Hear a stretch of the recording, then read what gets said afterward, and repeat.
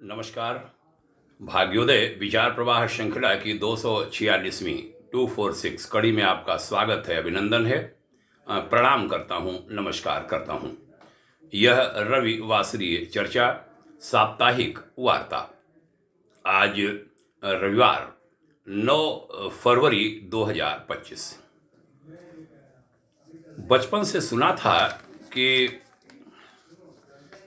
जो अहंकार है ना, वो किसी का नहीं रहता। बड़े लोग कहा करते थे, रावण तक का अहंकार नहीं रहा, त्रिलोक विजयी सम्राट रावण का। अहंकार कहते हैं भगवान का भोजन होता है।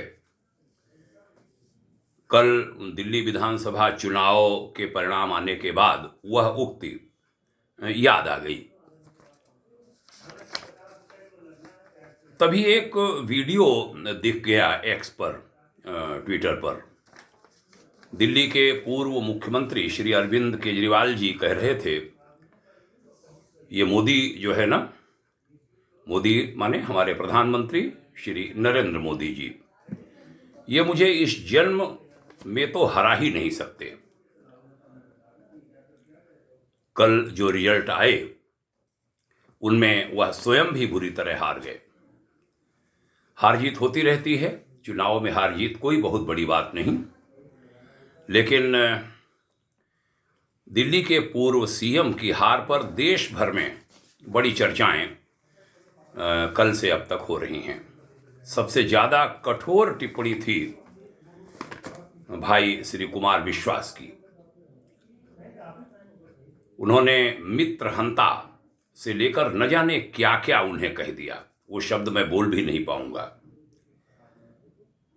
काफी पुरानी बात उन्होंने सुनाई अपने जन्मदिन पर, उनके आगमन पर, और उस समय पूर्व डिप्टी सीएम श्री मनीष सिसोदिया जी भी मौजूद थे।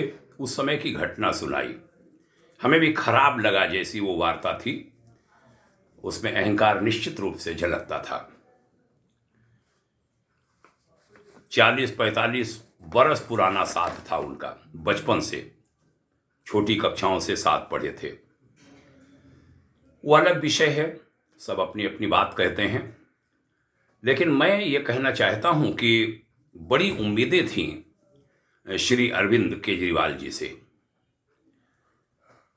याद है 2007 रहा होगा, मैं हरिद्वार में देव संस्कृति विश्वविद्यालय में सेवारत था।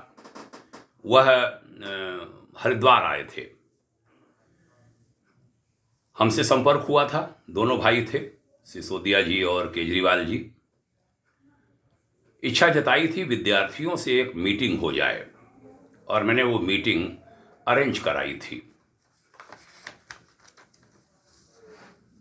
बड़ी अच्छी अच्छी बातें उन्होंने विद्यार्थियों को बताई थी, अच्छा लगा था।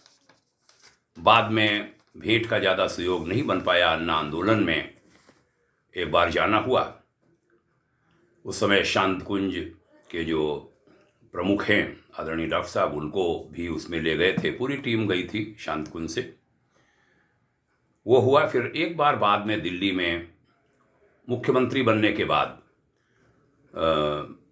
एक प्रोग्राम में भेंट हो गई थी। उन्होंने सम्मान दिया था, मंच पर स्थान दिया था। डिप्टी सीएम साहब से उनके ऑफिस में भेंट हुई थी संस्कृत विषय को लेकर। वो काम तो नहीं हो पाया था, लेकिन उन्होंने प्रेम स्नेह खूब दिया था। उसके पहले कहूँगा कि जब राजनीति में उन्होंने आने का मन बनाया तो हमको, उस समय में ऋषिकेश ठीक पहुँचा ही था 2012 में, उन्होंने वहाँ से हमें विधिवत आमंत्रित किया था। और हमें लगा कुछ लोगों से वो राय ले रहे हैं राजनीति में आने के बारे में, उसमें हम भी शामिल थे। और लगभग 1.5 घंटा उन्होंने कौशाम्बी के अपने घर में, वो उनके माता पिता, उनकी धर्मपत्नी बैठे थे। सवेरे का समय था, नाश्ता भी कराया था और मान सम्मान दिया था उन्होंने। उसमें बहुत सारी बातें भी हमने की थी। राजनीति में ऐसा होगा तब आप क्या करेंगे, आप राजनीति में उतरें तो उसका स्तर नहीं गिरना चाहिए, क्योंकि बहुत विश्वास घट गया है नेताओं के प्रति। वो विश्वास आप बढ़ा दें तब तो आप राजनीति में जाएं, और नहीं बढ़ाएं तो फिर राजनीति में न जाएं। ऐसी बातें हमने कही थी। लेकिन मैं कहूँगा कि हम भी निराश हुए हैं उनसे।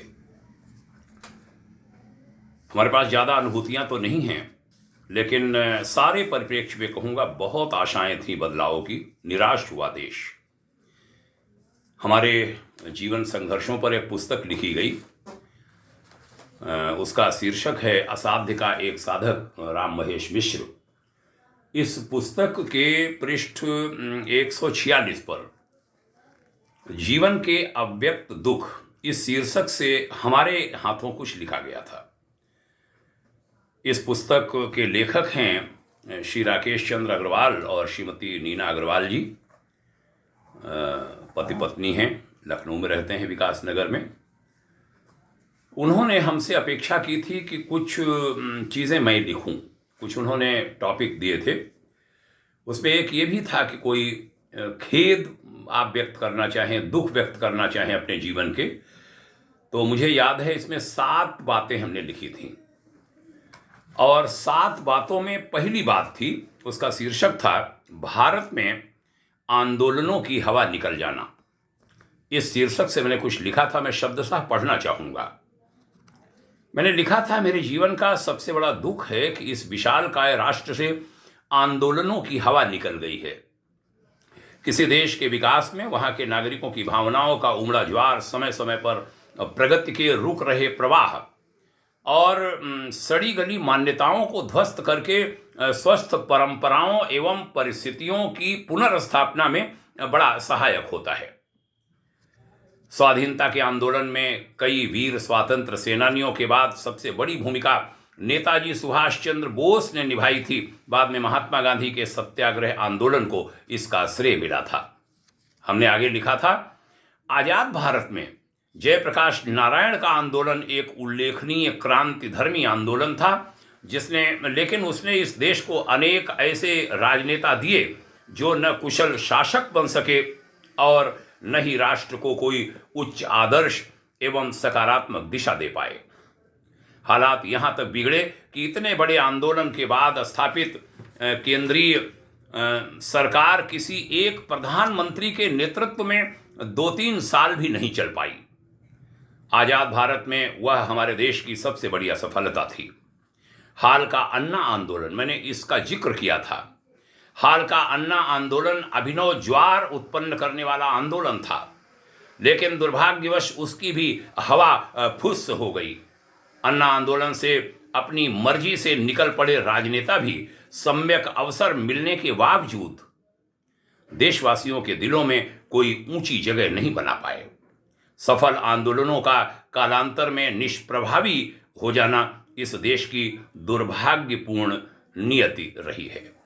ये हमने लिखा था। आगे इससे जुड़ी और भी बातें हैं, लेकिन यहाँ प्रसंग इसी से पूरा होता है, जुड़ा है। कहना चाहूँगा कि पुनः कहूँगा कि देश निराश हुआ अन्ना आंदोलन से जो नेता निकले उनसे, और बहुत आशाएं बंधी थीं कि जो भी चल रहा है वामपंथ दक्षिण पंथ, इसमें कोई तीसरा मार्ग निकलेगा और वो देश को सही दिशा देगा, सबके दिलों में स्थान बनाएगा, राजनीति और राजनेताओं के प्रति एक सकारात्मक दृष्टिकोण पैदा करेगा, उनकी एक छवि ठीक करेगा। नेता शब्द केवल एक हुआ है भारत में, नेताजी सुभाष चंद्र बोस। और भी बाद में कुछ आए, उन्होंने अपने आप को नेताजी कह लिया है, उनके लोग कहते भी हैं, लेकिन ना, नेताजी एक ही हुए हैं। और दूसरे के को बहुत लगना होगा, बहुत ऊंचा बनना पड़ेगा, तब कोई नेताजी सार्थक हो पाएगा। आज नेताजी कहते ही एक सैन्य अफसर की वर्दी में एक अक्ष सामने खड़ा हो जाता है, जैसे ही नेताजी कहो। नेताजी बहुत बड़ा शब्द है, लेकिन नेताजी आज गाली का पर्याय बन गया है। और अन्ना आंदोलन से निकले लोगों ने तो नेताजी को और खराब कर दिया। आज राजनेताओं के चर्चाओं का स्तर लोकसभा में हो, राज्यसभा में हो, मीडिया के सामने हो, सड़क पर हो, बहुत गिर गया है। बहुत निराशा होती है। ठीक करना होगा इसे। लोग आ रहे हैं, उम्मीद है ठीक होगा, लेकिन बहुत लगना होगा।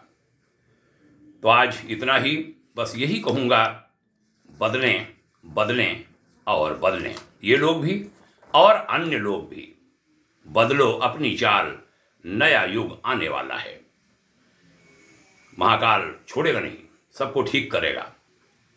आइए हम सब अपनी राह को ठीक करें, अपनी चाल को बदलें अगर वो गलत है, और सन्मार्ग पर चलें।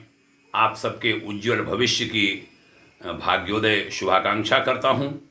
सभी को प्रणाम। यह चर्चाएं निश्चित रूप उपयोगी हैं और अन्य लोगों में पहुंचाने वाली हैं। पहुंचाइए, अच्छा लगेगा, सबका हित होगा। जय हिंद, शुभकामना।